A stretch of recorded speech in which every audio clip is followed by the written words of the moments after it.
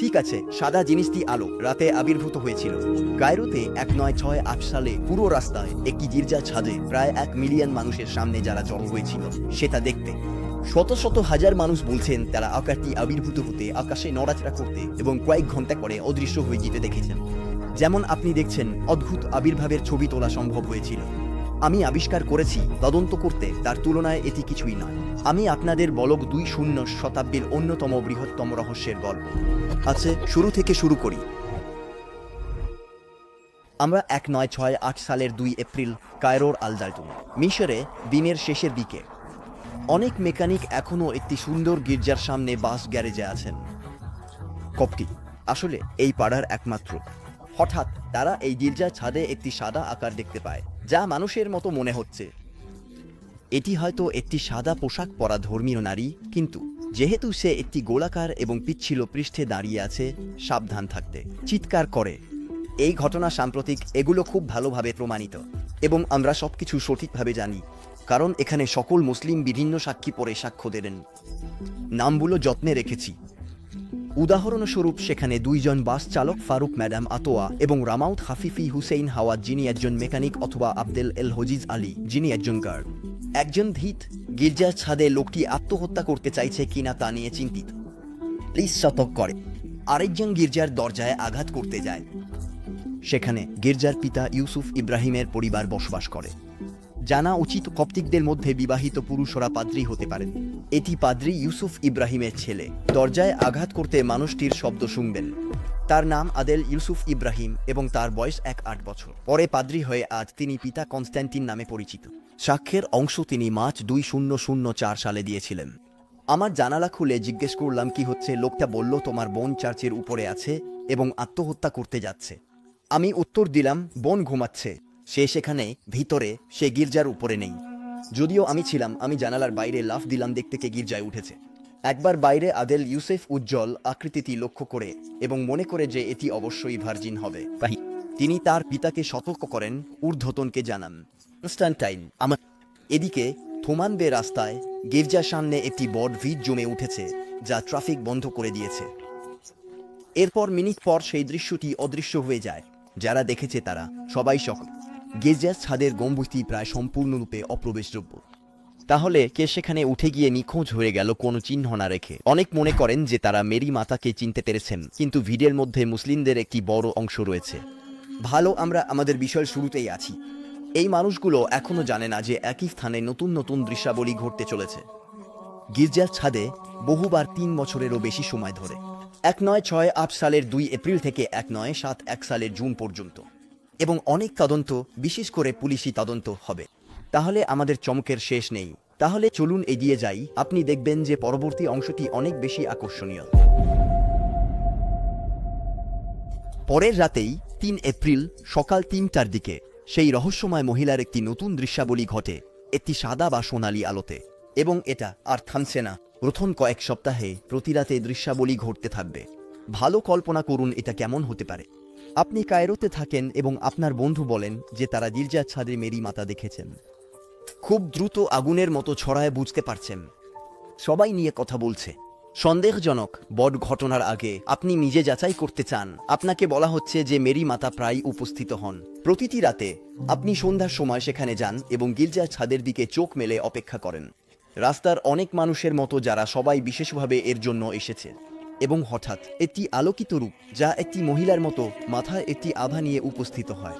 সবচেয়ে চমকপ্রদ দৃশ্যাবলী 1968 সালের 2-7 এপ্রিল থেকে 1-5 জুনের মধ্যে ঘটতে চলেছে। সেই সপ্তাহগুলোতে হাজার মিশরীয় জায়তুনে এসে দেখার জন্য হাজির হয়। পুলিশ চিন্তিত হয়। এই সব সমাবেশ সংবাদপত্র এখন বলছে। এটি উদাহরণস্বরূপ 1968 সালের 2-7 এপ্রিলের মিশরীয় পত্রিকা আল হারামের প্রথম পাতা। সেখানে একটি বিশাল ভিড়, সবাই আকাশের গির্জার ছাদের তাকিয়ে আছে। পুরো সংবাদপত্রই এ নিয়ে কথা বলছে, যেমন আল জামুরিয়া, আল হাবার, দ্য ইজিপশিয়ান গেজেট, ওয়াদিলে প্রোগ্রেস, রবিবার ইত্যাদি। ভালো, আমি আপনাদের সব নাম বলবো না, কারণ আসলে এতে আপনার কিছুই হবে না। আমরা মনে করি যে 1968 সালে উপস্থিতির সময় গড়ে মানুষের সংখ্যা ছিল 10,000 থেকে 1,000,000। আমরা যে পত্রিকার বেশিরভাগ সংরক্ষণ করেছি সেগুলোতে বলা হয়েছে কিছু লোক 2,5,0,000 মানুষের রেকর্ডের কথাও বলছে, কিন্তু একটি নির্দিষ্ট সংখ্যার পর রাত হয়ে গিয়েছিল বলা কঠিন। যাই হোক, এই শত শত হাজার মানুষের মধ্যে আমরা বেশ কিছু সাক্ষীর সাক্ষ্যরেখা রেখেছি যারা দাবি করেছেন যে তারা মেরি মাতাকে দেখেছেন কোনো অস্বীকৃতি ছাড়াই। আমি জানি আপনি এখন কি ভাবছেন, কিন্তু জানেন যে আমি যা বলছি তা হয়তো আপনার কাছে একটু অদ্ভুত মনে হতে পারে। এটি পুরো কাল্পনিক কিংবদন্তি নয়। আসলে আমাদের কাছে প্রমাণ আছে যে অনেক মানুষ 1968 থেকে 1971 সালের মধ্যে জায়তুনে মেরি মাতাকে দেখার দাবি করেছেন। এখন এর মানে এই নয় যে তিনি সত্যিই উপস্থিত হয়েছিলেন, কিন্তু এর মানে হলো যে সত্যিই কিছু ঘটেছিল। একটি ঘটনা যেখানে একটি উজ্জ্বল নারী গির্জার ছাদে দেখা দিয়েছিল মোট 1 মিলিয়নেরও বেশি মানুষের দ্বারা। এটা ঘটনা।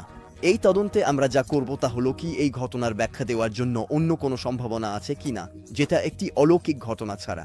কারণ যেমন আমি আপনাদের বলেছিলাম আমার আগের ভিডিওতে প্রথম অদ্ভুত রহস্য সম্পর্কে, আমাদের আগে সব সম্ভাব্য অনুমানগুলো পরীক্ষা করতে হবে অলৌকিক বলার আগে। সংক্ষেপে শুরু যাক। আমি এই ঘটনা ব্যাখ্যা করতে 5টি অন্য সম্ভাবনার তালিকা করেছি। এটা একটি অলৌকিক ঘটনা, মেরি মাতার একটি সত্যিকারের উপস্থিতি। প্রথম বিকল্প অনুমান, সাক্ষীরা কি মিথ্যা বলেছিল। দ্বিতীয় অনুমান, এটা কি একটি সমষ্টিগত বিভ্রম ছিল। তৃতীয় অনুমান, এটা কি কেবল একটি ছদ্মবেশী ব্যক্তি ছিল। চতুর্থ অনুমান, কি উপস্থিতি একটি হোলোগ্রাম ছিল বা মানুষের দ্বারা তৈরি অন্য কোনো প্রযুক্তি। পঞ্চম অনুমান, এটা কি একটি ইউএফও বা একটি ভিন গ্রহের বস্তু ছিল। আমরা এই 5টি অনুমানকে নিয়ে প্রতিটি অনুমানের মূল্যায়ন করব এবং বাদ দেওয়ার মাধ্যমে এগোতে থাকব। হ্যাঁ, যদি আমাদের কাছে ভালো কারণ থাকে এই সমস্ত অনুমান ভুল, তাহলে আমাদের বাস্তবতা এবং উপাদানগুলোকে যেমন আছে তেমনভাবে গ্রহণ করতে হবে। আমাদের মেনে নিতে হবে যে এটি মেরির একটি সত্যিকারের উপস্থিতি ছিল। এটা আসলে সম্পূর্ণ অসম্ভব নয়, কিছুর জন্য খোলামেলা থাকে। কিন্তু আগে অনুমানগুলো দেখি এবং দেখি সেগুলো কিভাবে কাজ করে। তাহলে প্রথম অনুমান, কি সাক্ষীরা সবাই মিথ্যা বলেছিল এবং তাদের কাহিনী পুরোপুরি বানিয়ে ফেলেছিল। এই অনুমান অনেক সমস্যার সৃষ্টি। প্রথমত, সাক্ষীরা বেশি সংখ্যায় ছিলেন, তারা সবাই অপরকে চিনতেন না, সবাই বিশ্বাসী ছিলেন না। মুসলিমদের সংখ্যাগরিষ্ঠতা ছিল, তবে মুসলিমরা যেহেতু যিশুর মাতা মেরিকে সম্মান করেন, তারা কিছুই বানানোর কোনো আগ্রহ রাখেন না। একটি গল্প, তিনি একটি খ্রিস্টান গির্জায় উপস্থিত। এটি একটি মুসলিমের সাক্ষ্য যে প্রথমে কিছুতে বিশ্বাস করতে চায়নি। তার নাম মোশেন তাহের। তিনি জয়তুন গির্জা থেকে 300 মিটার দূরে থাকতেন। এক রাতে সে প্রথমে গির্জার দিক থেকে আসা চিৎকার শুনেছিল এবং কাউকে বলেছিল দেখতে কি হচ্ছে। তাকে বলা হলো কিছু মানুষ অদ্ভুত আলো দেখছে। তার বের হতে ইচ্ছা হচ্ছিল না এবং সে বাড়িতে থাকার সিদ্ধান্ত নিল। কিন্তু চিৎকারগুলো সারা রাত চলতে থাকে। পরের দিন সবাই গত রাতে ঘটনার কথা বলছিল। আশ্চর্য হয়, মোশেন সকালে ঘটনাস্থলে যায়। সে চারপাশে মাটিতে ভিড়ের যাওয়ার সাধারণ অবশিষ্টাংশগুলো পায়, খালি সিগারেটের প্যাকেট, কনসার্ভের কৌটো, কাগজ, তেল। কিছু উত্তেজনাপূর্ণ নয়, কিন্তু অন্তত প্রমাণ আছে যে কিছু একটা ঘটেছিল। সন্ধ্যায় টেলিভিশনে সরাসরি ঘটনাটি দেখার জন্য জোড়া দূরবীন ক্যামেরা প্রস্তুতি নিচ্ছে। কিন্তু যখন সে সন্ধ্যা 7টার দিকে বের হতে চায়, তখন এলাকার সব রাস্তা এত ঘন ভিড়ে পূর্ণ, এত ঘন, এত ঘনিষ্ঠ, এমনকি তার দরজার সামনে, যে সে নিজের বাড়ি থেকে বের হতে পারছে না। তার অ্যাপার্টমেন্টে ফিরে যায় রাত 1-2টায়। 5-6 জন বন্ধু আসে এবং একজন বলে, তুমি দেখো, আমি বিশ্বাসী নই, কিন্তু এটা আমার প্রথমবার। এটা অবিশ্বাস্য, অবিশ্বাস্য, আসতে হয়। এইবার একসাথে এবং হাত ধরে তারা ভিড়ের মধ্যে একটি পথ তৈরি করতে সক্ষম হয় এবং আধা ঘন্টার মধ্যে তারা একটি জায়গায় পৌঁছায় যেখানে গির্জার ছাদ দেখা যায়। মোশেন তাহের সাক্ষ্য দেবেন, আপনি সকট, আপনি কুমারীকে দেখছেন, অথবা এমন একটি আলো যা এরকমই, যা কেবল হতে পারে। এটা কেউ সেখানে আছে আলোতে, সে কেবল আলোতেই ছিল। তারপর এটা বাস্তব, সুন্দর, ব্যাখ্যা করতে পারছি না। এটার চেয়ে সুন্দর কিছু দেখা যায়। এটা একজন ব্যক্তি আপনি দেখছেন, হাসছে, কথা বলতে চায়, বিশ্বকে বলতে চায়, যিনি কিছু দিচ্ছেন, একটি আশীর্বাদ। জানি না কেমনে ব্যাখ্যা কর। আমি হতবাক গিয়েছিলাম। ঠিক আছে, তাহলে এটা একটি মুসলমানের সাক্ষ্য। আপনি আমাকে বলুন আপনি সঠিক হয়। এটি একক সাক্ষ্য, নিজে থেকেই খুব বেশি কিছু প্রমাণ করবে না। যেমন যদি একজন ব্যক্তি আপনার কাছে এসে বলে যে সেই কুমারীর একটি দর্শন পেয়েছে, এটা দারুণ, হয়তো সত্য, কিন্তু এটা কেবল তার নিজের সাক্ষ্যের উপর নির্ভর করে। যতক্ষণ না সে আপনাকে বিশ্বাসের কারণ দেয়, নিশ্চিত খুব বেশি বিশ্বাসযোগ্য নয়। এখন যদি 10 জন মানুষ আপনাকে বলে যে তারা কুমারীর একটি দর্শন পেয়েছে, তাহলে এটা অনেক বেশি আকর্ষণীয় হতে শুরু করে। কিন্তু যদি তারা একে অপরকে চেনে এবং বিশ্বাসী হয়, তাহলে তা নিশ্চয়তা দেয় না। যদি আপনার কাছে 100 জন মানুষ থাকে যারা একে অপরকে চেনে না, তাদের মধ্যে অনেক অজ্ঞেয়বাদী এবং সন্দেহবাদী আছে, আপনাকে বলছে তারা রাস্তায় কুমারীর একটি দর্শন পেয়েছে, এটা অসম্ভব যে তারা মিথ্যা বলেছে। কুমারী তাদের সামনে উপস্থিত হয়নি, কিন্তু তাদেরকে আমরা যা দিতে পারি তা হলো তারা সত্যিই বিশ্বাস করে যে তারা কিছু বা কাউকে দেখেছে যিনি কুমারীর মতো ছিলেন। তাহলে এই জয়তুনের দর্শনের আমাদের কাছে কেবল 100 জন মানুষ নেই যারা বলেছেন যে তারা কুমারীকে দেখেছেন, বরং শত শত হাজার, এমনকি মিলিয়নও। একাধিক বছরের মধ্যে আমরা অস্বীকার করা কঠিন যে কিছু ঘটেছে, এবং একটি সমষ্টিগত মিথ্যার ধারণা সহজেই টিকে থাকে না। দ্বিতীয় ধারণা কি সাক্ষীরা সবাই কি একটি সমষ্টিগত বিভ্রমের শিকার হয়েছিল? যারা জানেন না সমষ্টিগত বিভ্রম, এটা তখন ঘটে যখন একটি গোষ্ঠী মানুষ একই কিছু দেখে বা শোনে যা বাস্তবে নেই, কারণ তারা আবেগ দ্বারা প্রভাবিত হয়। বিশ্বাস বা গোষ্ঠীর চাপ। 3 জন বন্ধু টেবিলের চারপাশে বসে আছে স্যালনে। তাদের মধ্যে একজন ভাবছে উপরে কিছু আওয়াজ শুনছে, সেখানে কেউ নেই। সে অন্যদের জিজ্ঞেস করে আওয়াজ শুনছে কিনা, মনোযোগ দিতে বলে, এবং জোর দেওয়ায় অন্যরা বিশ্বাস করতে থাকে যে তারা দূরে কিছু শুনতে পাচ্ছে, বাস্তবে সেখানে কিছুই নেই। আসলে সমষ্টিগত বিভ্রমগুলোকে আলাদা করা দরকার, যা একটি গোষ্ঠীর জন্য কিছু এমন কিছু দেখা যা বাস্তবে নেই। সমষ্টিগত মনোরোগগুলো কি? যা একটি গোষ্ঠীর জন্য অভ্যন্তরীণ অনুভূতি, যেমন চাপ বা উদ্বেগ অনুভব করা, যা একটি গোষ্ঠীতে ছড়িয়ে পড়তে পারে। কিন্তু সমষ্টিগত মনোরোগগুলো কিছু স্পষ্ট এবং সঠিক দৃশ্যের সাথে সম্পর্কিত নয়। তবে সমষ্টিগত মনোরোগের প্রমাণ রয়েছে, কিন্তু এটি মোটেও সমষ্টিগত বিভ্রমের ক্ষেত্রে নয়। দুটি বিষয়কে মেশানো উচিত নয়। যেমন 1977 সালে যুক্তরাষ্ট্রে একটি ক্রীড়া অনুষ্ঠানের সময় একটি সমষ্টিগত মনোরোগের ঘটনা দেখা গিয়েছিল। 5-7 জন একটি অর্কেস্ট্রার সদস্য তখন মাথা ব্যথা, বমি বমি ভাব, মাথা ঘোরা এবং সমস্যায় পড়ে, অথচ উদ্ধারকর্মীরা এর কোনো কারণ খুঁজে পান না। অবশ্যই গরম ছিল তবুও। তাহলে গবেষকরা মনে করেন যে কিছু সঙ্গীত শিল্পীর হিটস্ট্রোক হয়েছিল। কিছু লোক অন্যদের খারাপ অবস্থায় দেখে উদ্বিগ্ন হয়ে পড়ে এবং একই ঘটনার শিকার হওয়ার ভয়ে ভোগে।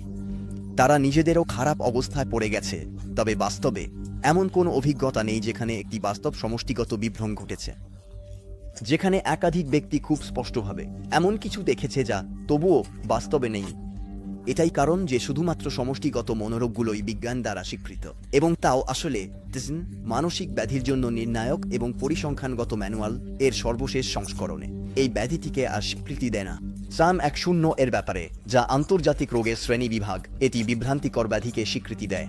কিন্তু সমষ্টিগত দৃষ্টিভ্রমের ব্যাপারে, যেমন আমি আগে যিশু নিয়ে একটি তদন্তে বলেছিলাম, আসলে আমাদের কাছে এর অস্তিত্বের কোনো প্রমাণ নেই।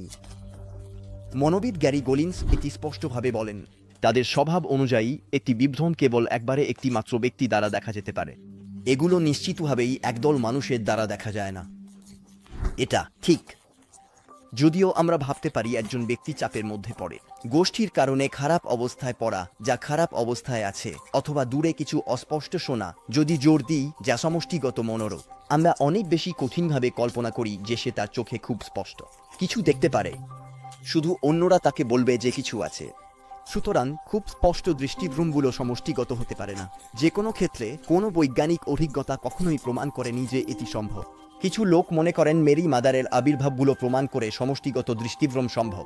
অনেক মানুষ মেরি মাদারকে দেখার দাবি করে।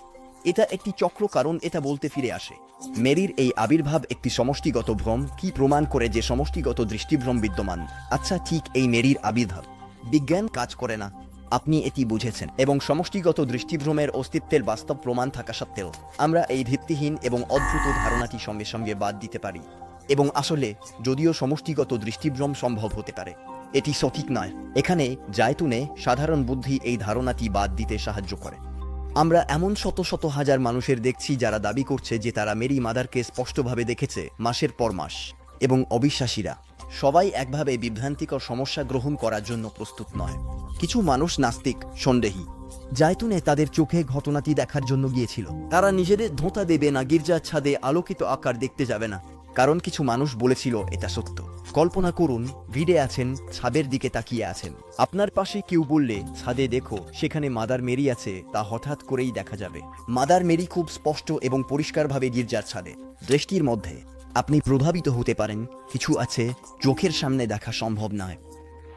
মিশরের প্রেসিডেন্ট কামাল আবদেল নাসেরও 2বার এসে এই ঘটনাটি নিজে দেখার চেষ্টা করেছিলেন এবং তিনিও আলোকিত মহিলার উপস্থিতি দেখার কথা স্বীকার করেছেন। সংক্ষেপে, কিছু মানুষ মাদার মেরিকে দেখতে পাননি। আমাদের কাছে সাক্ষ্য রয়েছে ম্যাডাম জারিফ একজন ব্যাংকারের স্ত্রী যিনি বিশ্বাসী, কিন্তু তিনি মাদার মেরিকে দেখেননি। তিনি অধ্যবসায়ী হয়ে সপ্তাহ ধরে রাস্তায় এলেন, আকাশের দিকে তাকিয়ে আবির্ভাবটি দেখতে চাইলেন। ঘটল, যারা দেখেছিল তাদের সকলের সাক্ষ্য ছিল। তিনি জানলেন এটি বাস্তবের চেয়ে বেশি। তিনি যা দেখছিলেন তা নিয়ে সন্দেহ ছিল না।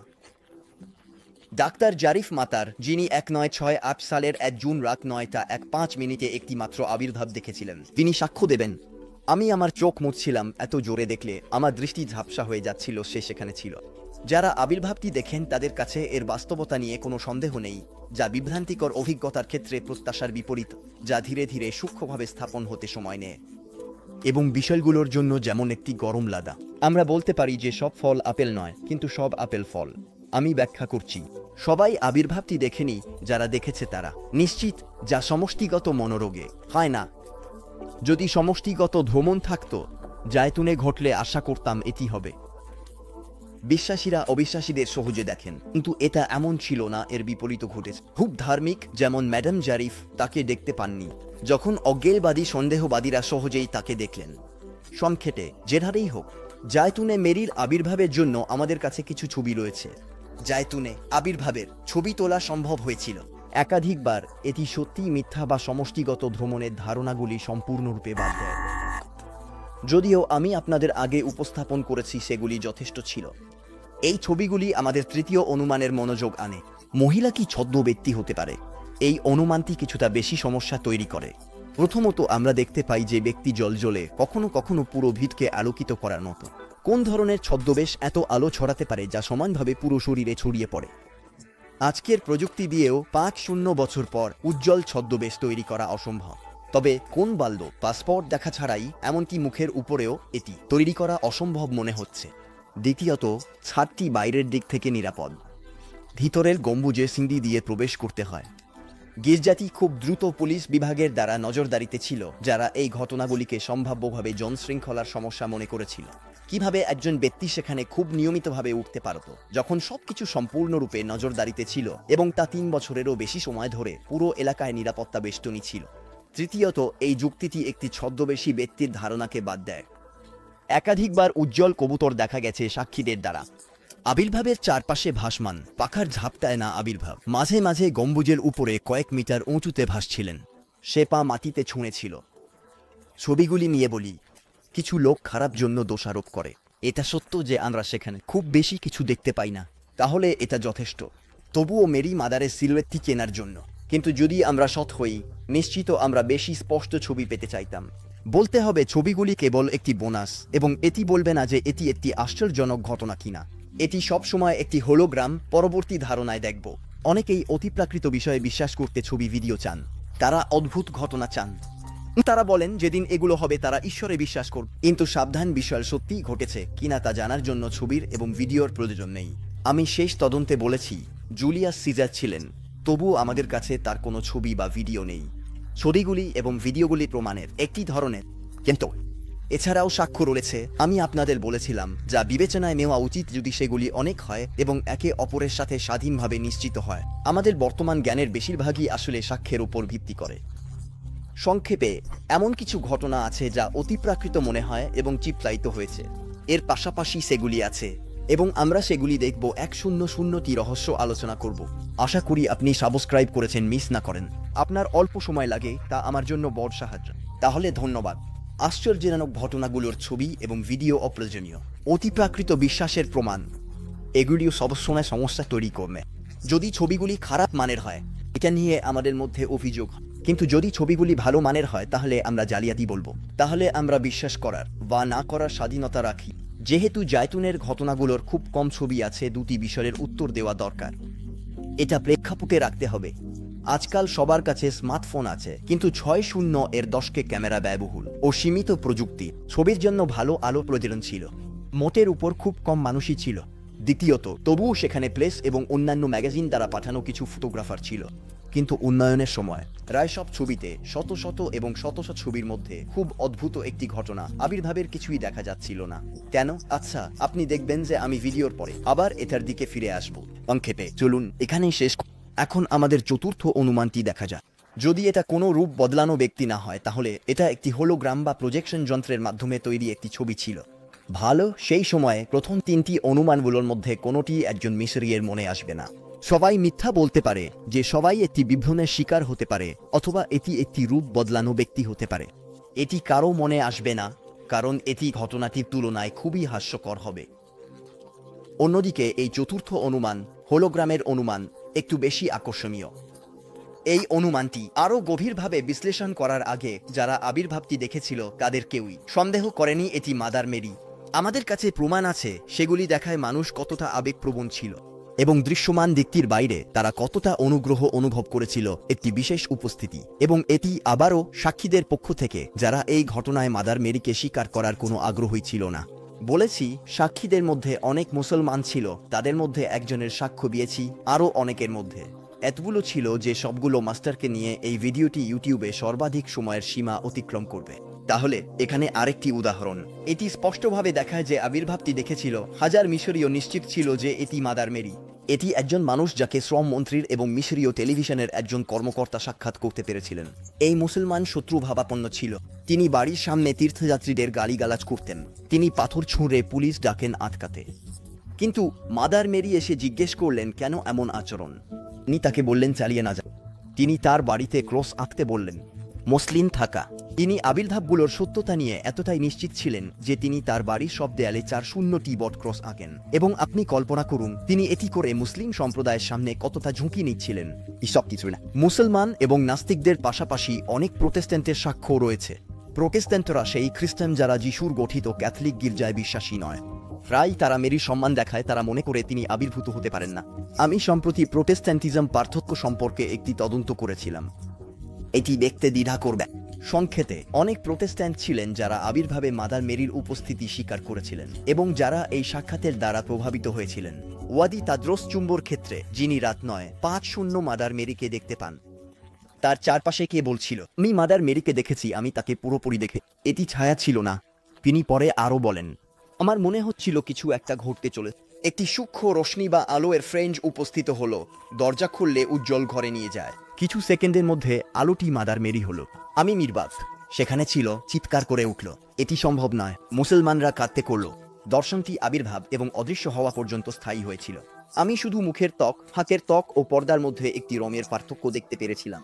মুখ এবং হাতের উপর রং ছিল। স্পষ্ট ছিল যখন মাদার মেরি আসছিল এবং যাচ্ছে। তিনি অদৃশ্য হলেন। আমাদের পাশে যারা অন্য পাশে ছিল তারা চিৎকার করলো, তারা তাকে দেখছে। তারপর তিনি আমাদের ফিরে এলেন। মধ্য গম্বুজে আমি মেরিকে দেখলাম ক্রুশের সামনে দাঁড়িয়ে। অনুভব বর্ণনা করতে পারি না। কিছু কবুতর ছিল গির্জার উপরে 6 বা 7। ভালো, সাক্ষ্যের জন্য ধন্যবাদ ওয়াদি। কিন্তু আসুন আমরা আমাদের হোলোগ্রাম তত্ত্বে ফিরে যাই। এটি বিশ্বাসযোগ্য কিনা তা জানার জন্য আসুন আমরা সেই সমস্ত বিস্তারিত বিষয়গুলোর দিকে একটু বেশি মনোযোগ দিই যা আমরা অনেক সাক্ষীর মাধ্যমে জানি। আচ্ছা হ্যাঁ, এই ঘটনাগুলির সময় মাদার মেরির সেই ব্যক্তিটি কি করছিল? তিনি চলাফেরা করছিল, তিনি বলছিলেন, তিনি উঠছিলেন। তিনি কোথায় ঠিক আবির্ভূত হচ্ছিলেন?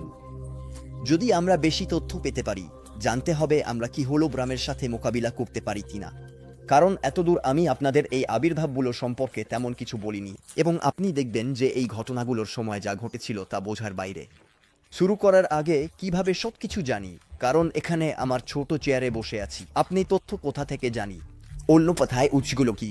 আসলে এই ভিডিওটি তৈরি করতে আমি পিতা ফ্রাঁসোয়া ব্রুনের বই মিশরীয় মাদার এর উপর নির্ভর করেছি, যিনি এই মামলার উপর গভীরভাবে তদন্ত করেছেন এবং সাক্ষীর সাথে সাক্ষাৎ করেছেন। তাহলে যদি আপনি আরও জানতে চান, সমস্ত অতিরিক্ত তথ্য এই বইটিতে রয়েছে। আমি লিঙ্ক বর্ণনায় দিচ্ছি। আমি এখানে আছি। আমার শেষ করার আগে ক্যাথলিক ও অতিপ্রাকৃত বিষয়ে আরও জানতে চান তাদের জন্য একটি চমৎকার নিউজলেটার আছে আপনাদের সুপারিশ। এটির নাম নেডেফিয়ান ফব। আপনি বিষয়ের একটি গভীর তদন্তের ফাইল পাবেন। এটি আমার ভিডিওগুলোর সাথে সম্পূরক নিউজলেটার। সেখানে ফাইলগুলো কঠোর। যদি সত্য খুঁজছেন, গভীরভাবে খুঁজতে চান, সাবস্ক্রাইব করতে যান। এখানেও বর্ণনায় লিঙ্ক। হলে আমরা ফিরে যাই সেই ছায়ার কি কাজ করছিল যখন ঘটছিল দাবিকৃত বাস্তবতায় যেখানেই শত শতবার আবির্ভাব ঘটেছে, সেগুলো কখনোই একই ছিল না। একবার থেকে অন্যবার মাদার মেরি বিভিন্ন স্থানে আবির্ভূত হতে, বিভিন্ন কাজ করতে। বিভিন্ন মানুষ বা পশুর সাথে থাকা এবং এমনকি ভিন্নভাবে পোশাক পরা। মোটামুটি আমি আপনাদের বলেছি যে তিনি ছাদে আবির্ভূত হচ্ছিলেন, কিন্তু বাস্তবতা একটু বেশি জটিল। যদি আমরা সমস্ত সাক্ষ্যগুলোকে মিলিয়ে দেখি তাহলে এটি এমন হবে। সময় অনুযায়ী আবির্ভাবগুলো কয়েক ঘন্টা পর্যন্ত স্থায়ী হতে পারে। 1968 থেকে 9 জুন এটি 9টা থেকে সকাল 4:03 পর্যন্ত ছিল, অথবা 7:30 ধরে। সেই ছায়াটি কখনো কথা বলেনি। অন্যান্য ক্যাথলিক আবির্ভাবগুলোর বিপরীতে মাদার মেরি হলে তিনি কিছু বলেননি। হয়তো আপনি ভাবছেন, কিন্তু যদি কিছু না বলেন তাহলে আবির্ভূত হওয়ার অর্থ কি? আমরা পরে এটা ফিরে আসব। আমরা নিশ্চিত করতে পারি যে এটি সত্যি মায়ের একটি বাস্তব আবির্ভাব। আর এটি ছায়াটি গির্জায় গম্বুজের নিচে আবির্ভূত হতো, সরাসরি কাঁচের জানালাগুলো পার হয়ে বেরিয়ে যেত। তিনি গির্জার চারপাশে থাকা গাছগুলোর উপরেও আবির্ভূত হয়েছিলেন, একটি পাম গাছ, একটি ছোট জলপাই গাছ। এই আবির্ভাব একটি 3 ঘন্টা, এবং তার পায়ের নিচে গাছের পাতা হীরের মতো ঝলমল করছিল। কিন্তু তিনি সব ধরনের ভবন থেকে দূরে, তার গাছগুলো থেকে দূরে, খুব উচ্চতায় বাতাসে ভাসমান আবির্ভূত হয়েছিলেন। তার আকার পরিবর্তনশীল, কখনো কখনো এটি আলোকিত আকার ছিল, বেশ অস্পষ্ট মেঘ। তার বিপরীতে আমরা স্পষ্টভাবে তার পোশাকগুলো দেখতে পেতাম, ওড়না সাদা বা নীল। কিছু সাক্ষী অন্যান্য রঙও দেখেছেন, গোলাপি, সবুজ, সবসময় ফ্যাকাশে। তিনি ওড়না ছাড়া আবির্ভূত হয়েছিলেন। তার চুল কাঁধ পর্যন্ত নেমে আসছিল। তিনি একটি মুকুট পরে আবির্ভূত হওয়া, তখন তার মুখাবয়ব এবং তার মুখের অভিব্যক্তি দেখা যাচ্ছিল। মানুষেরা লক্ষ্য করেছে সে মিষ্টি ছিল, প্রায় হাসা জল, কখনো কখনো খুব গম্ভীর এবং দুঃখিত। তার উচ্চতাও পরিবর্তিত হতে পারত, এক থেকে অন্য নয়, একই আবির্ভাবের মধ্যে দ্বিগুণ বড় হওয়ার অনুভূতি দিত। 2 বছরের একটি ছোট মেয়ে হিসেবে আবির্ভূত হয়েছে। 1-2 বা 1-3 বছর সে হঠাৎ অদৃশ্য হয়ে যেত, কিন্তু ধীরে ধীরে ম্লানও হতে পারত, নিচ থেকে শুরু করে ধীরে ধীরে স্বচ্ছ হয়ে উঠত। রাই সে সেইভাবে অদৃশ্য হয়ে যেত যেভাবে আসত, একটি মেঘ থেকে বেরিয়ে আসার মতো, অথবা যেন একটি রহস্যময় দরজা দিয়ে বেরিয়ে আসছে, যা অন্য একটি মাত্রায় খুলছে এবং একই পথে পরকালেও ফিরে যাচ্ছে। সে প্রায় সবসময় আলোকিতের মতো ছিল, ফসফোরেসেন্ট। এই আলো এত তীব্র হলে সময় লাগত। কিছু সময় লাগলো। মেরি তাকে চেনার জন্য বেরিয়ে আসছিলেন। একটু আমাদের চোখকে অন্ধকারে অভ্যস্ত হতে হয়, তাদের আলোতে অভ্যস্ত হতে হতো। সে একটি উজ্জ্বল আভা দ্বারা ঘেরা থাকতো, অথবা মাথার চারপাশে একটি আভা থাকত, এবং উভয়ই আবির্ভাবের সময় অদৃশ্য হয়ে যেতে পারত। কিন্তু এমনটা হলো খুব কমই। সে আলো ছাড়াই একটি স্বাভাবিক অস্বচ্ছ দেহের মতো আবির্ভূত হতো। এর জন্য স্পষ্টভাবে কোনো নিয়ম ছিল না। তার গতিবিধি সম্পর্কে মেরি থাকতেন না। সে গির্জার ছাদে চলাফেরা করত, ডান বাম দিকে ঘুরছিল যাতে সবাই তাকে দেখতে পারে। সে হাঁটতে বাতাসে স্লাইড করছিল। সে পাশের রাস্তায় জমায়েত হওয়া জনতার দিকে ঝুঁকে পড়ছিল। গির্জাটি 2 রাস্তায় কোণে অবস্থিত। সে কেন্দ্রীয় গম্বুজের ক্রুশের সামনে হাঁটু গেড়ে বসত, হাত জোড়া দেওয়া থাকত। সে ডান হাতটি তুলে জনতাকে আশীর্বাদ করত, একটি জলপাই গাছের ডাল বা একটি ক্রুশ তুলে ধরত। সাক্ষীরা বলেন তার পোশাক গতির সাথে মানানসই ছিল, বাতাসে ভাসছিল। অদৃশ্য হওয়ার আগে সে বিদায় জানানোর একটি সংকেত দিত। সে কখন একটি শিশুকে তার বাহুতে নিয়ে আবির্ভূত হয়েছে। আমাদের কাছে এমন কিছু কাহিনী আছে, শিশুটিকে বাতাসে ছুঁড়ে দিচ্ছিল, তার বাহুতে ধরতে পারে খেরার সময় করি। কিন্তু এই মহিলা এবং তার শিশু আরও গুরুতরভাবে আবির্ভূত হয়েছিলেন। শিশুটি প্রায় 12 বছরের মনে হচ্ছিল এবং উভয়ই মুকুট পরা ছিল। তাদের সাথে অন্য পুরুষ আবির্ভূত হয়েছিল। এখানে আছে মেরি, তার সন্তান জোসেফ। আবির্ভাবটি সত্যি হয়, তবে চলুন এগিয়ে যাই। প্রায় মেরির আবির্ভাব বিভিন্ন আলোকিত দৃশ্য দ্বারা পূর্বে ছিল, যেমন নীরব বজ্রপাত বা তারা পড়ার মতো। আবির্ভাবের সময় আলো গম্বুজগুলির উপর ছড়িয়ে পড়ত, যেখানে গম্বুজের আসা যাওয়া করা সম্ভব ছিল। সেই গির্জার দেওয়ালের উপরের অংশে হাত বুলিয়ে দিত। যখন মেরির ছবি সিমেন্টের একটি ক্রুশের দিকে ঘুরত, তখন সেটি উজ্জ্বল হয়ে উঠতে পারত। অন্যান্য আলো আবির্ভূত হতে পারত, যেমন তারা, কিন্তু অনেক বড়। কেন্দ্রীয় গম্বুজের ক্রুশ, যা সাধারণত অস্বচ্ছ, সেটিও উজ্জ্বল হতে পারত। আগে আবির্ভাবের সময় এবং পরে আমরা পায়রা থেকে বড় কিছু পাখি দেখেছি যাদের রং ছিল সাদা। সেগুলি প্রসারিত হচ্ছিল কোন ঝাঁকুনি ছাড়াই খুব দ্রুত। তাদের রং সাদা থেকে অনেক বেশি উজ্জ্বল ছিল, অর্থাৎ তারা যেন ভিতর থেকে আলো বিচ্ছুরিত করছিল। এরা মেরির আবির্ভাব ছাড়া রাতের বেলাতেও আবির্ভূত হতে পারে। এই পাখিগুলো কখনো গির্জার উপর বা গাছের উপর বসত না। এরা গম্বুজগুলির থেকে বেরিয়ে আসতে লাগছিল। এগুলোর কোনো খোলার জায়গা নেই, শুধু কিছু রঙিন কাঁচের জানালা ছিল যা খোলারও উপযোগী নয়। আমরা তাদের আসতে বা দূরে যেতে দেখতে পেতাম না। এরা একসাথে এসে অদৃশ্য হয়ে যেত। একাধিকবার বিরলভাবে আবির্ভাবগুলি দিনের আলোতে ঘটেছিল। ভালো, আমরা এই বর্ণনাগুলো নিয়ে ঘন্টার পর ঘন্টা এভাবে চলতে পারি না। মনে করি আপনি ধারণা বুঝেছেন। আবির্ভাবগুলো সংক্ষেপে বললে ছিল তুলনামূলকভাবে মহৎ ঘটনা, একটু যেন আলো ও সাউন্ড শোয়ের মতো আজকাল বলা যায়। অবশেষে শব্দহী। এটা একটি মহিলা যে 5 মিনিটের জন্য গির্জার ছাদে ঘুরছিল। যদি আমরা হোলোগ্রামে ফিরি, এটা সমস্যা করে। প্রথমত মনে করিয়ে দিচ্ছি যে আবির্ভাবের সময় গির্জাটি অভ্যন্তরীণ এবং বাইরের উভয় দিক থেকে পুলিশ দ্বারা নিয়মিত নজরদারিতে ছিল, যারা তদন্ত করছিল। আমি আপনাদের তাদের সিদ্ধান্ত শীঘ্রই জানাবো। অন্যভাবে বললে, গির্জা বা পার্শ্ববর্তী ভবনগুলিতে কোনো আলোর উৎস শনাক্ত করা হয়নি। এছাড়াও মানুষ বোকা নয়, শুরু থেকেই সন্দেহবাদী আলোর আকারগুলোকে ব্যাখ্যা করেছিল। কিছু লোক দেওয়াল বেয়ে উঠে বিদ্যুতের তারগুলো ছিঁড়ে ফেলেছিল। অনেকে গাছের উঠে তাদের পাতা ঝাঁকানো শুরু করে, কারণ তারা মনে করেছিল সেগুলো প্রতিফলন দিক। এক রাতে আলোটি রাস্তার বাতি থেকে আসছে, পুলিশ একটি ভেঙে ফেলল। তবে আবির্ভাবকে বিঘ্নিত না করেই আরেকবার বিদ্যুৎ চলে গেল, পুরো এলাকা একদম অন্ধকারে ডুবে গেল। আবির্ভাব ঘটেছিল। এরপর গাছগুলো কাটা বা ছাঁটা হয়েছিল এবং খুঁটিতে পরিণত করা হয়েছিল, তবুও আবির্ভাবগুলো থামেনি। পুলিশ পুরো এলাকায়, কখনো কখনো গির্জার খুব দূরে, একটি কঠোর তদন্ত চালায়, যাতে খুঁজে বের করতে পারে আলোর আবির্ভাব কোনো প্রযুক্তিগত স্থাপনার মাধ্যমে তৈরি হতে পারে কিনা। ফলাফল কিছুই না। কিছু লোক মিশরের পর্যটন মন্ত্রণালয়ের অপারেশন সন্দেহ করতে শুরু করেছিল, যাতে আরও বিদেশিকে আকৃষ্ট করা। যেহেতু পুলিশ কয়েকবার বিদ্যুৎ বন্ধ করে দিয়েছিল এবং আবির্ভাবগুলো চলতে থাকে, আমি ইতিমধ্যে কিছু লোককে এই বিষয়টি নিয়ে আলোচনা করতে শুনেছি যে হয়তো হোলোগ্রামটি পোর্টেবল ব্যাটারিতে সংযুক্ত ছিল।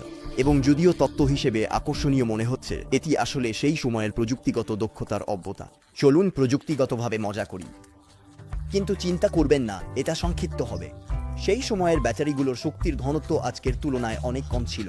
শক্তির ঘনত্ব হলো একটি ব্যাটারি তার ওজনের তুলনায় কতটা শক্তি সঞ্চয় করতে পারে। শক্তি ঘনত্ব বেশি হলে ব্যাটারি বেশি শক্তি দেয়, হালকা থাকে।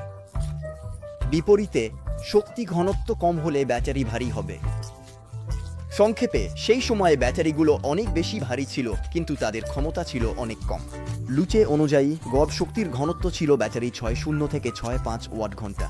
সত্যি আনুমানিক সংখ্যা, কারণ বিভিন্ন ধরনের ব্যাটারি সীসা acid battery, nickel cadmium battery, zinc carbon. সংক্ষেপে মজা করলাম এবং চ্যাটজিপিটি জিজ্ঞেস করলাম জাইতুনের আবির্ভাবগুলো পুনরুৎপাদন করতে হোলোগ্রাম কত শক্তি ব্যবহার করবে, যদি এটা সম্ভব হতো। কারণ ছোট্ট একটি স্পয়লার, এটা সত্যি নয়, কিন্তু আমরা এটা দেখব, আপনাদের বিস্তারিত বলছি না। কিন্তু মোটের উপর সেই সময়ে 7 ঘন্টা ধরে এই আবির্ভাবকে চালানোর জন্য 3 টনেরও বেশি একটি ব্যাটারি দরকার হতো। আমরা স্পষ্টভাবে দেখতে পাচ্ছি যে গির্জার ছাদে একটি এত বড় ব্যাটারি নিয়ে যাওয়া একটি ক্ষুদ্র সিঁড়ি দিয়ে অসম্ভব। হোলোগ্রামের প্রযুক্তি সম্পর্কে এদিকে আসি। 1960 এর দশকের শুরুতে এই প্রযুক্তি এসেছিল, কিন্তু সেই সময়ের হোলোগ্রামগুলো আজকের হোলোগ্রামের সাথে ছিল না। এটি শুধুমাত্র ল্যাবরেটরিতে করা হতো অনেক সরঞ্জামের সাথে, এবং সাদা আলোতে বা বাইরের অবস্থায় দৃশ্যমান হোলোগ্রামগুলো বাস্তবায়নযোগ্য ছিল না। এছাড়াও আজও 5 বছর পর সবচেয়ে উন্নত হোলোগ্রামগুলো জাইতুনের ঘটনাগুলো পুনরুৎপাদন করতে সক্ষম হবে না। আধুনিক হোলোগ্রামগুলোরও কিছু সীমাবদ্ধতা আছে। তাদের দৃশ্যমান হতে শারীরিক নিয়ন্ত্রিত পরিবেশ প্রয়োজন। জাইতুনের আবির্ভাবগুলো উজ্জ্বল ছিল, আকার ও আকৃতি পরিবর্তন করত, গাছের মধ্যে, বাতাসে, কাঁচের জানালার মধ্যে, পাখির মধ্যে জটিলভাবে চলাফেরা করত, কখনো দিনের বেলাতেও। এটা সব কিছু পুনরুৎপাদন করা, এমনকি প্রযুক্তি দিয়েও, আজকের হোলোগ্রামগুলো সম্পূর্ণরূপে অসম্ভব। আমি আপনাদের সবকিছু বলিনি। মজার হতো না আমি সেরা অংশটা শেষের জন্য রেখে। বেশিরভাগ সাক্ষী রিপোর্ট করেছেন প্রায় আবির্ভাবের সময় গির্জা থেকে গোলাপের সুগন্ধ বের হচ্ছিল এবং সেই গন্ধ থেকে যাচ্ছিল। কখনো কখনো এই ঘটনা আবির্ভাবের আগে প্রকাশ পেত, কিন্তু এটি মাদার মেরির চলে যাওয়ার পরেও ঘটতে পারত। এটি এত ঘন ছিল যে এটি গির্জাকে সম্পূর্ণরূপে ঘিরে রাখা কুয়াশার মতো ছিল। এই সুগন্ধটি অত্যন্ত তীব্র ছিল। কেউ এই কুয়াশা দেখতে পেল সিল জানালা দিয়ে বের হচ্ছিল। সর্বোত্তম হোলোগ্রামগুলো এটা করতে পারে না। তদন্ত হয়েছিল, রহস্যময় গন্ধ ও ধোঁয়া ব্যাখ্যা করতে কিছুই পায়নি। একটি শক্তিশালী উপাদান আছে যা আমি আপনাদের জন্য পড়ে রাখছি। এখন সময় তদন্তের ফলাফল জানানোর। এটি কায়রোর গভর্নর এবং কর্নেল সাদ জায়েদের দ্বারা পরিচালিত হয়েছিল। এর ফলে একটি রিপোর্ট বের হয়েছে যা পর্যটন মন্ত্রীর তথ্য পরিচালক দ্বারা প্রকাশিত হয়েছে। একটি অংশ একটি তদন্ত পরিচালিত হয়েছে, যার উপসংহার হল জাইতুনের গির্জায় মেরিবেনির আবির্ভাব পরিষ্কার এবং উজ্জ্বল শরীরে ঘটেছিল। উপস্থিত সকল মানুষের দ্বারা দেখা হয়েছে, খ্রিস্টান বা মুসলিম, এটি একটি সত্য। এবং সত্যি যদি এটি না হয় সেই শেষ তত্ত্বের মতো যা আমি একটু পর আবার বলবো, তাহলে মনে হচ্ছে সেখানে হয়তো কিছু ঘটেছিল, একটি সত্যিকারের অতিপ্রাকৃত ঘটনা। এটি অস্বীকার করার একমাত্র উপায় হলো হাজার হাজার সাক্ষ্যের পুরোপুরি অস্বীকার করা বলার মাধ্যমে যে এগুলো কিছুই নয়, তা অযৌক্তিক মনে হচ্ছে, কারণ সংখ্যক সঙ্গতিপূর্ণ সাক্ষ্য একটি শক্তিশালী প্রমাণ গঠন করে।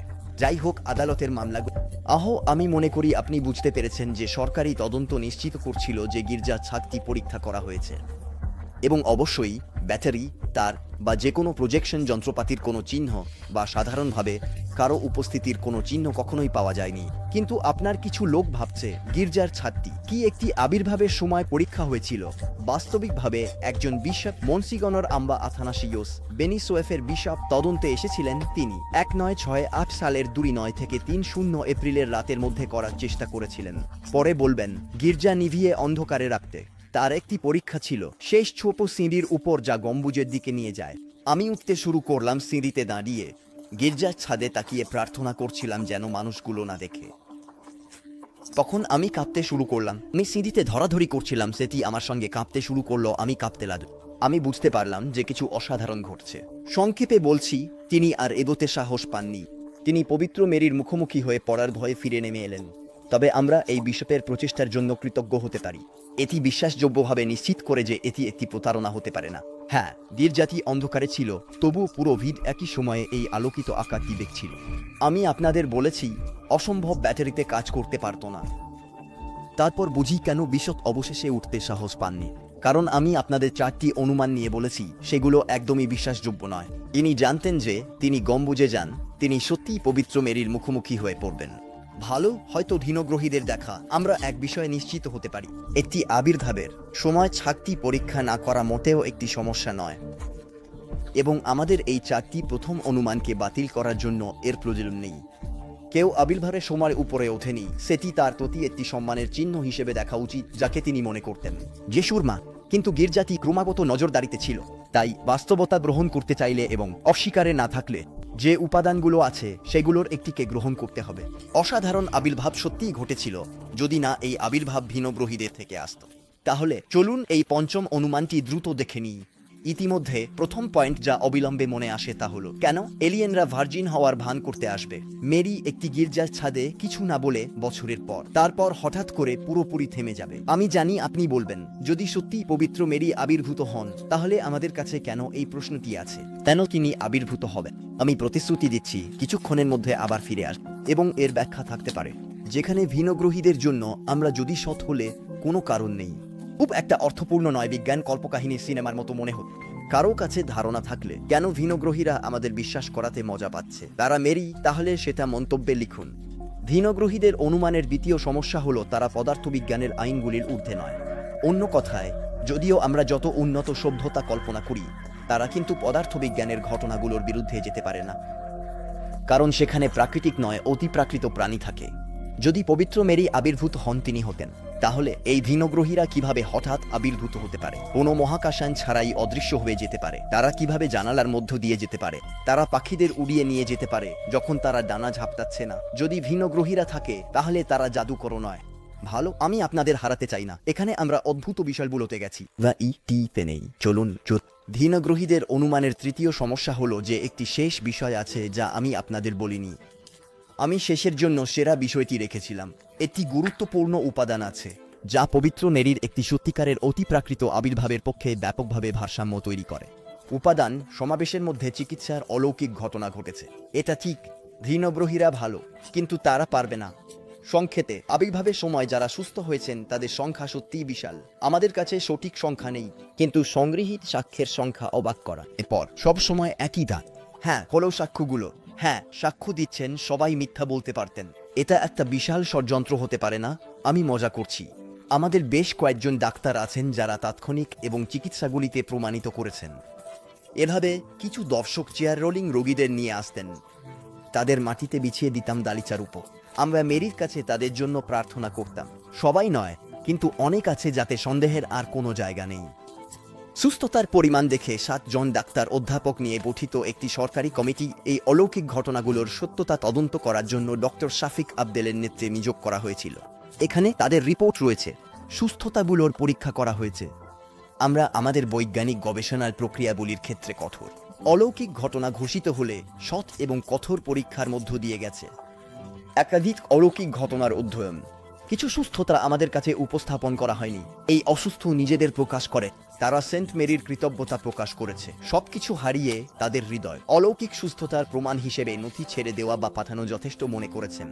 আমাদের রিপোর্টগুলি সঠিকভাবে ঘটনাগুলি বর্ণনা করার চেষ্টা করেছিল। ভালো, সুন্দর, আপনি বাস্তব উদাহরণ চান, সেগুলি থেকে নির্বাচন করা সহজ ছিল না। চলুন আমি আপনাদের কয়েকটি উদাহরণ বলি। জায়তুনে প্রথম সুস্থতা ঘটেছিল ফারুকের। ম্যাডাম আতোয়া গির্জার সামনে গ্যারেজের একজন বাস চালক। মনে পড়ে ফারুকের হাতের তর্জনী আটকে গিয়েছিল এবং তার আঙুলে এক ধরনের গ্যাংগ্রিন তৈরি হয়েছিল। ভালো, গ্যাংগ্রিন আঙুলের পছন্দ। ফারুকের আঙুলে ব্যান্ডেজ ছিল যা পরদিন কাটা পড়ত। গির্জার গম্বুজে ওই মহিলাকে দেখে তিনি চিৎকার করে বলছিলেন, ম্যাডাম লাফ দিলেন না, এবং তর্জনী নির্দেশ করলেন। অ্যান্ড্রিনাস তার পরের দিন তার সার্জন তার আঙুলটি সুস্থ হয়েছেন এবং কাটা পড়ার প্রয়োজন নেই।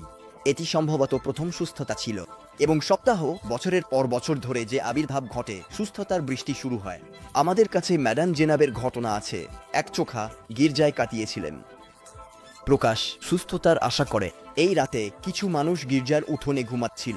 সন্ধ্যায় 2:03 তারা তাকে চিৎকার করতে শুনল, মেরি মাতা এবং সেন্ট ইসা মুসলমানদের জন্য যিশুর নাম। সংক্ষেপে পরবর্তীতে দেখা গেল যে তার চোখ থেকে একটি ধরনের ঝিল্লি পড়েছিল যা তার ডালে ছিল, এবং এখন সেই চোখটি স্বাভাবিকভাবে দেখতে পাচ্ছিল। আমাদের কাছে 5 বছর মুসলমান আছে। হৃদরোগে যিনি জায়তুনে প্রার্থনা করেছিলেন সুস্থ হওয়ার আশা নিয়ে। তিনি দাঁড়াতে পারছিলেন না, ক্রমাগত সমর্থন দরকার ছিল, তাকে বহন করতেও হতে পারো। সেই রাতে তিনি ঘুমিয়ে পড়লেন, অদ্ভুত স্বপ্ন দেখলেন। 2টি ফেরেশতা এসে জাগলে সুস্থ হবেন। সকাল 6টায় তিনি সাহায্য ছাড়াই উঠে পড়লেন, এবং আগস্ট মাসে এই 2 ডাক্তার জায়তুনে মাইকে ঘোষণা করে বললেন যে তাদের রোগীর এখন একটি যুবকের হৃদয় আছে। কারণ এগুলোর জন্য আমি আপনাদের সংস্করণ দিচ্ছি, তবে আমাদের কাছে মেডিকেল রিপোর্ট আছে যা প্রতিবার এই সব কিছুকে নিশ্চিত করেছে। আপনি দীর্ঘ সংস্করণ চাইলে মেডিকেল রিপোর্টের কিছু অংশ সহ আমাকে ওয়াদি নামের ফটোগ্রাফারের সুস্থতার গল্প বলতে দিন। ওয়াদি হাত। সবকিছু শুরু হয় 1967 সালে, যখন ওয়াদির একটি বড় দুর্ঘটনা ঘটে। তার বাম হাত গাড়ির নিচে আটকে যায় এবং তার কোনোই চূর্ণ, তার হাতে একটি ত্বকের টুকরো ঝুলছে। যখন তিনি হাসপাতালে জাগেন তখন তাকে ডাক্তার জারিফ বিচারা অপারেশন করেন, কিন্তু করা যায় না। বাম হাতের পেশি টেন্ডনগুলি তাদের স্বাভাবিক অবস্থানে ফিরে আসে। আমাদের ডাক্তার সামির ফারাগ, জল চিকিৎসক, একটি অন্য অপারেশন করার সিদ্ধান্ত নেন, ব্যর্থ হয়। ডাক্তাররা তার পাকিতে। ভিডিওতে আমি অঙ্গচ্ছেদ কথা বলি। ভালো বুঝেননি আগের ভিডিওটি দেখুন। ওয়াগি আমাদের বড় আহত ব্যক্তি, ডাক্তারদের মিনতি করে সুযোগ ও সব চেষ্টা করতে। ডাক্তার আলী রাদি একটি প্লেট রাখেন যা ডাক্তাররা 3 মাসে 9 বার পরিবর্তন করতেন। সময়ের আঘাতটি সুস্থ হতে শুরু করে এবং ক্ষতের 2 পাশে ত্বক একত্রিত হতে শুরু করে। রিজক সাক্ষ্য দেবেন।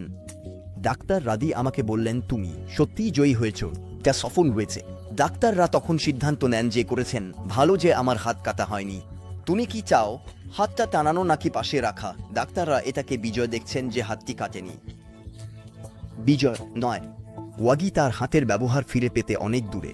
সে আর এটি ব্যবহার বা নাড়াতে পারছে না। ভালো, ফেব্রুয়ারি 1968 ওয়াগি চিকিৎসা পরামর্শ চায়। ডাক্তার হাসান সাথে দেখা করে। তাকে পরীক্ষা করার পর তিনি তাকে নিশ্চিত করেন অন্যান্য ডাক্তারদের মতো যে তার হাতের সব স্নায়ু এবং সব টেন্ডন কাটা পড়েছে এবং সব হাড় ভেঙে গেছে। তাহলে সে তাকে ভালোভাবে বুঝিয়ে দেয় যে তার আর কখনোই তার কোনোই বা হাত নাড়ানোর কোনো সুযোগ নেই। অবশেষে, কারণ সে এখনও এই নির্ণয়টি মেনে নিতে পারছে না, সে শেষ ডাক্তার অর্থোপেডিক সার্জন আবদেলে এলশারকাউইর কাছে যায়, যিনি তার হাতের এক্স রে করেন। অন্য চিকিৎসকরা কি বললেন তা না জেনে, তবে তিনি একই নির্ণয় দেন, সে আর কখনোই তার হাত নাড়াতে পারবে না। সংক্ষেপে আমরা 9 এপ্রিল 1968 সালে পৌঁছাই। রাতে ওয়াদি মাক আবির্ভাব দেখতে যায়। সে ছবি তোলে এবং হঠাৎ তার বাম হাত দিয়ে ক্যামেরাটি ধরার রিফ্লেক্স হয়। সে বছরখানেক ধরে এটি আর ব্যবহার করেনি। সে সুস্থ হয়ে গেছে এবং তাৎক্ষণিকভাবে আর কোনো ব্যথা নেই, সে পুরোপুরি হাত নাড়াতে পারছে। তাকে কয়েক ডাক্তার পরীক্ষা করেন। আজ সব চিকিৎসা রিপোর্ট আছে যা তার সুস্থতার প্রমাণ দেয় আগে এবং পরে। যেমন সার্জন মিস্টার জারিফ বিচারা রিজক কায়রোর মানচিয়েতো এল বাকুরি হাসপাতালে, যিনি নিজে অপারেশন করেছিলেন।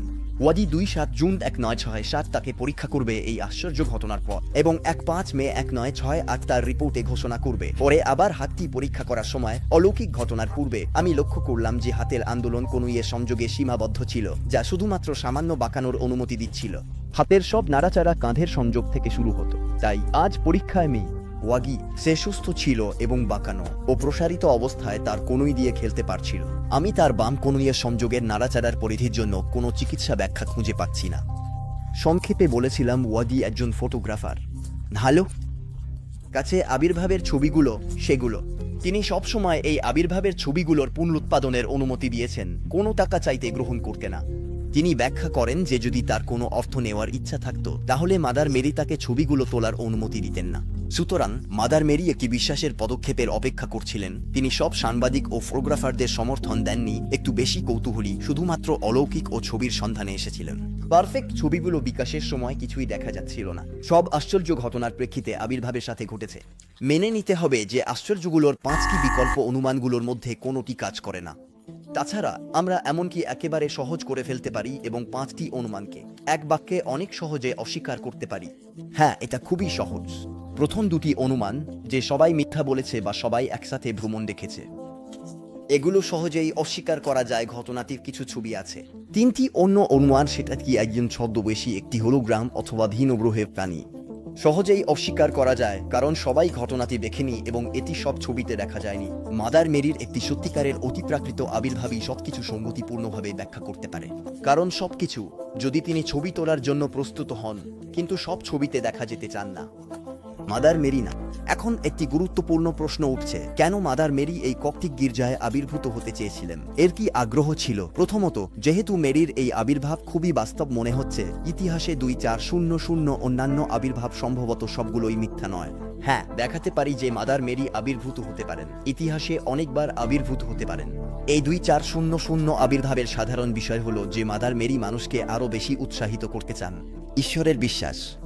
মেরি আবির্ভূত হননি, আমাদের ধর্মান্তরিত হয়ে ঈশ্বরের সাথে সম্পর্ক গড়ে তুলতে পারি। এখন ইতিহাসের শত শত অন্যান্য ঘটনার মতো ঠিক তাই ঘটেছিল জয়তুনে। যারা মাদার মেরিকে দেখেছেন, অনেক মিশরীয়দের বিশ্বাস বেড়ে গেছে এবং অনেক মুসলিম ক্যাথলিক হয়ে গেছেন এবং তাদের বাপ্তিস্ম নিতে হয়েছে। হ্যাঁ, এটা তো বেশ যুক্তিসঙ্গত। যখন আমরা মাদার মেরিকে দেখেছি ভিডের মধ্যে কিছু মানুষ তাদের স্ট্রেচার থেকে উঠে দাঁড়াচ্ছে এবং সুস্থ হয়ে যাচ্ছে, আমাদের বিশ্বাসকে বাড়ায়। তাহলে ঈশ্বর মেরিকে পাঠান তাঁর দিকে আনার ও বিশ্বাস শক্তিশালী করতে। ইতিয়ত কেন ঈশ্বর সব সময় কেন করেন না? তিনি প্রতি 5 মিনিটে মাদার মেরিকে পাঠান না কেন? এর উত্তর আমার প্রথম অজানা রহস্যের ভিডিওতে, যেখানে ব্যাখ্যা করেছি ঈশ্বর আমাদের স্বাধীনতা দিতে চান এবং তিনি আমাদের একটি অংশ দেন যাতে আমরা তাঁর প্রতি বিশ্বাস না করতেও স্বাধীন থাকি। টি গোপন ঈশ্বর, যেমন বাইবেলে বলা হয়েছে। এটা স্পষ্ট যে ঈশ্বর আমাদের আলো দেন আমাদের বিশ্বাসের জন্য, তা অনেক নিশ্চয়তা ছাড়াই এটা আমাদের স্বাধীনতার জন্য যে ছোট্ট অন্ধকারের এলাকা তিনি আমাদের ছেড়ে দেন তার চেয়ে অনেক বড়। কারণ আসলে ঈশ্বর প্রতি 5 মিনিটে হস্তক্ষেপ করেন যদি আমরা চোখ খুলতে শিখি। মাদার মেরির আবির্ভাব অনেক এবং ঘন ঘন ঘটে, যেহেতু আমি আপনাদের বলেছি যে সেখানে অনেক অথবা বছরে এক, কিন্তু আমরা অন্য ভিডিওতে করব। তৃতীয় প্রশ্ন, তৃতীয় কেন এখানে? মাদার মেরি কেন মিশরে, বিশেষ করে কায়রোর এই এলাকায় আবির্ভূত হলেন? আসলে আপনি পরবর্তী তদন্তে দেখবেন যে মিশরে মেরির এটি একমাত্র আবির্ভাব ছিল না। আরও অনেক ঘটনা ঘটেছে এবং সবগুলোই জাইতুনের মতোই চমকপ্রদ। পরবর্তী দশক ও 2000 সাল পর্যন্ত চলুন এদিকে এটা খুবই আকর্ষণীয় যে আসলে এটি মনে হচ্ছে যে জাইতুনের আবির্ভাব সম্ভবত মিশরে পালানোর সঠিক স্থানে ঘটেছিল।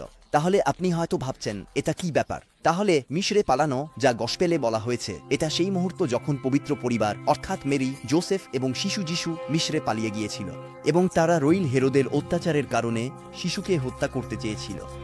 বিস্তারিত বলছি না, দীর্ঘ হবে, কিন্তু এই আবির্ভাবটি ইঙ্গিত হতে পারে সাইন সেই অতীত ঘটনার দিকে ইঙ্গিত করছে।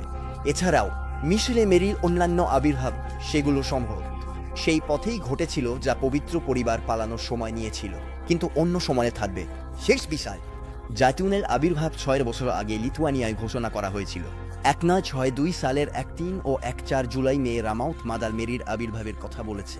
এটি তাকে বিভিন্ন বিষয় প্রকাশ করেছে যা পরে সঠিক প্রমাণিত হয়েছে, যেমন সে কখন মারা যাবে এবং তার সাক্ষ্যে সে বলেছে যে মেরি তাকে বলেছিল, আমি কিছু বড় করব, যাতে মানুষ প্রার্থনা করতে শুরু করে পুরো বিশ্ব উজ্জ্বল ঝলমল করে।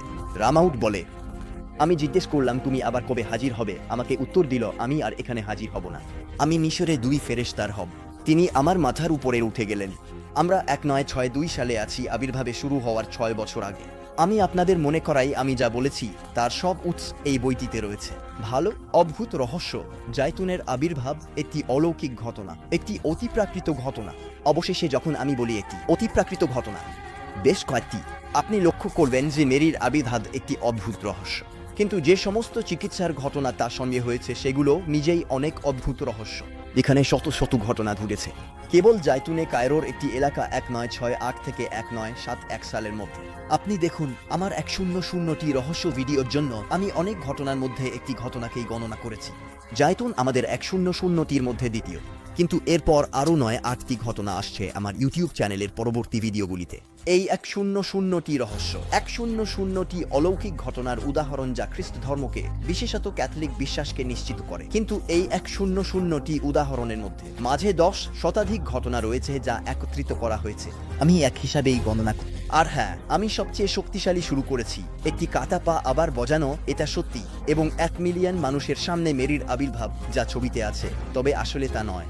আপনি দেখতে পাবেন অন্য 100 ক্ষেত্রে বিষয়টি এমনকি চেয়েও অনেক বেশি চমকপ্রদ। আমি সেরা অংশ শেষের জন্য রেখে, যারা ভাবছেন চিন্তা নেই, এই ভিডিও সিরিজে আমরা অলৌকিকতা বলবো। আমি প্রায় লক্ষ্য করেছি যখন বলা হয় ক্যাথলিক বিশ্বাস নিশ্চিত করার জন্য অনেক অলৌকিক ঘটনা রয়েছে, তখন কিছু লোক মিলফেল যুক্তি হিসেবে দোষারোপ করে। মিলফেল যুক্তি, এটি হলো অনেক যুক্তি একসাথে যা বক্তব্য সমর্থন করে, কিন্তু কোনোটি শক্তিশালী নয়।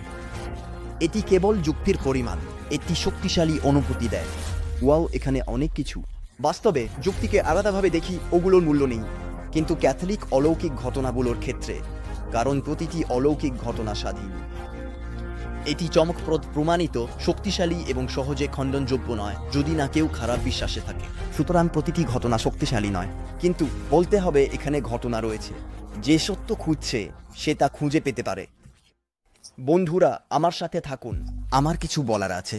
অলৌকিক ঘটনা আকর্ষণ করে আপনি ক্লিক করুন অন্য ঘটনা যেখানে আমি কাটা পা বজানোর তদন্ত করছি। বুঝতে পারছেন, এই তদন্তে প্রচুর টাকা খরচ হয়, কারণ আমাকে স্ক্রিপ্ট লেখার উপর মনোযোগ দিতে মাউন্টারের সাহায্য নিতে বাধ্য হচ্ছি সাপ্তাহিক একটি তদন্ত প্রকাশ করতে। আমার এই গতিতে চলতে আপনার সাহায্যের প্রয়োজন, কারণ আমার বাজেটে একটি বিশাল ফাঁক রয়েছে। যদি এই তদন্তের ভিডিওগুলো উপকারী মনে হয়, চ্যানেলকে সমর্থন করার জন্য একটি ছোট মাসিক দান দেওয়ার কথা ভাবুন। আমি একটি পবিত্র এবং মিস্টিকদের উদ্ধৃতির সংগ্রহ অফার করছি, যা আমি নিজের সমস্ত বই থেকে সংকলন করেছি, যা আপনি আমার পেছনে দেখতে পাচ্ছেন। প্রতি মাসে অন্তত 2 দান করবেন তাদের জন্য। আপনি আরও জানতে বর্ণনায় এবং পিন করা মন্তব্যের লিঙ্কে ক্লিক করতে পারেন। অন্তরের গভীর থেকে ধন্যবাদ তাদের সকলকে যারা সমর্থন করছেন এবং করবেন, যেন এই ভিডিওগুলো বিদ্যমান থাকতে পারে। এটি ছিল ইগনিস। ভুলবেন না সাবস্ক্রাইব করতে। পরের সপ্তাহে আবার দেখা হবে।